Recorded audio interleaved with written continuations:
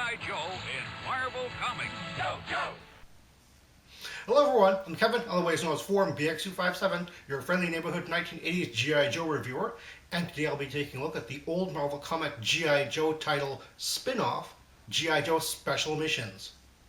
Now I'm going to be halting my regular G.I. Joe main title reviews around issue 80 because the Special Missions stories, although there are mostly just standalone stories, they do sort of chronologically fit in around here, the sort of late 1988 to 1989 era of the G.I. Joe universe. Now, G.I. Joe Special Missions ran for about 28 issues, but it was a bi-monthly publication, so it was a little over 3 years worth of comics there. I'm going to be taking a look at the IDW reprint, Volume 1, which covers issues 1 through 7, published around August of 1986 to around October of 1987. It also includes the 18-page preview, which was originally published along with G.I. Joe issue number 50.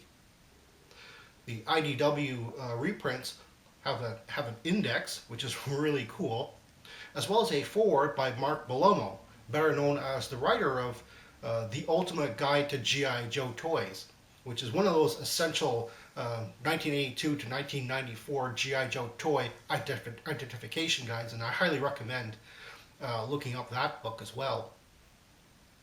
One interesting thing about this book is, while there are some standalone stories and some stories which link back to the main title, I actually can't recommend this book for everyone because it has a parental advisory warning on here.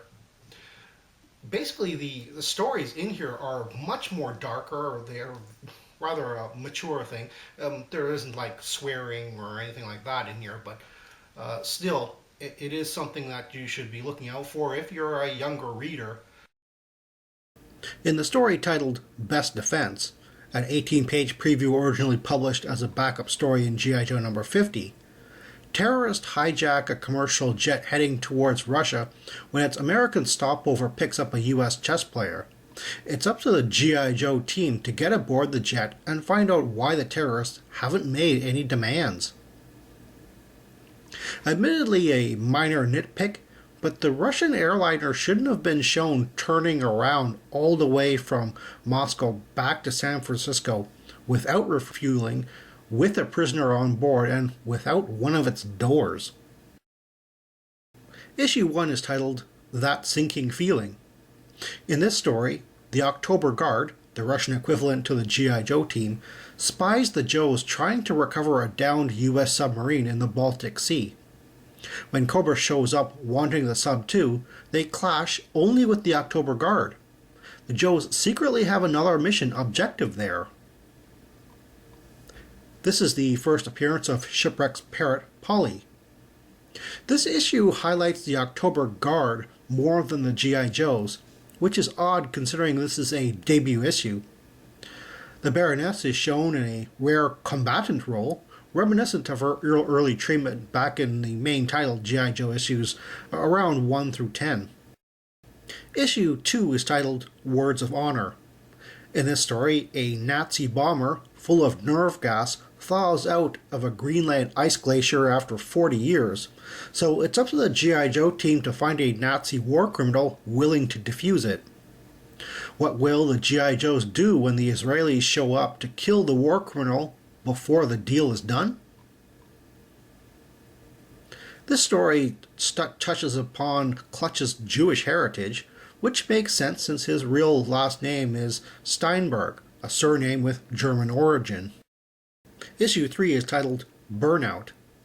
In this story, the Joes are in a Middle Eastern country doing airstrike mapping intelligence work with a local mercenary pilot who is selling his secrets. The mercenary pilot is caught before the Joes' real objective is completed, however, and time is running out for all sides. The Colonel Sharif shown here is the same character who was mentioned, but never shown, in the short story of G.I. Joe number 1. The title was Hot Potato, which wasn't reproduced in the trade paperback. Issue 4 is titled No Holds Barred. In this story, the Joes and October Guard are battling each other over the black boxes contained within a downed Cobra fire bat. When both parties crash into the South China jungle and are captured by river pirates, it's up to non-combatant Lifeline to duel and save all their lives. This story starts off like a standard Larry Hama adventure up until Sarawak Sally shows up. Then it takes on more of a 1950s men's magazine feel to it. Not that I'm complaining. Issue 50 is titled Showdown. In this story, Slipstream and Ace intercept a Cobra Night Raven jet spying near U.S. airspace. The contrast between how the G.I. Joe pilots and the Cobra pilot treat their air support staff makes all the difference when the encounter turns hot. This is the first full appearance of the Cobra Night Raven.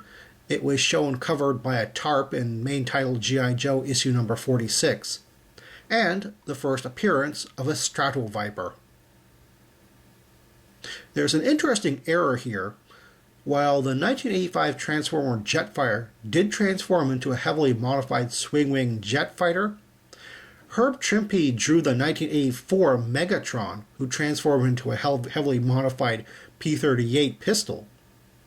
And Ace pulls a maneuver made famous in the movie Top Gun. Issue 6 is titled Evasion. In this story, after a botched mission in Eastern Bloc country Barovia, Outback is ordered to escape without his G.I. Joe teammates.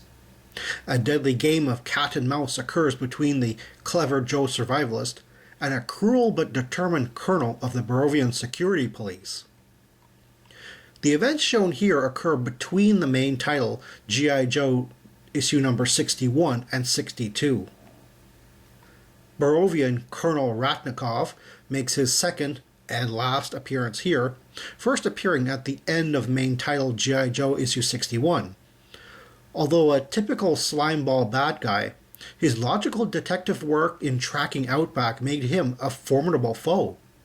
There is a very similar character in main title G.I. Joe number 106, but it's definitely not Ratnikov. He dies in this story. This is a brilliant little chapter missing from the Barovian Prisoner of War story arc, which has occurred in the main title of G.I. Joe issues 61 through 66, and any fans of that arc should read this. Issue 7 is titled The Old Switcheroo. In this story, revolutionaries from South American country Sierra Gordo invade the Cobra consulate in New York, demanding the withdrawal of Cobra forces from their country. The Baroness has her hands full dealing with the situation, so she doesn't notice that G.I. Joe is plotting nearby.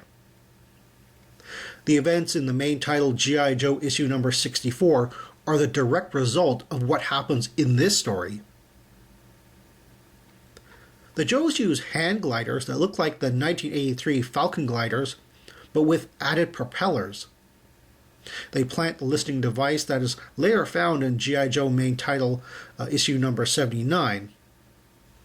And here, Herb Trimpe drew the tattoo on Zorana's arm, first seen without detail in the main title of G.I. Joe number 54, that was designed for the action figure but removed for production. Well, that's all the time I have right now. Please check out my Facebook page for more information and behind-the-scenes photos for these reviews.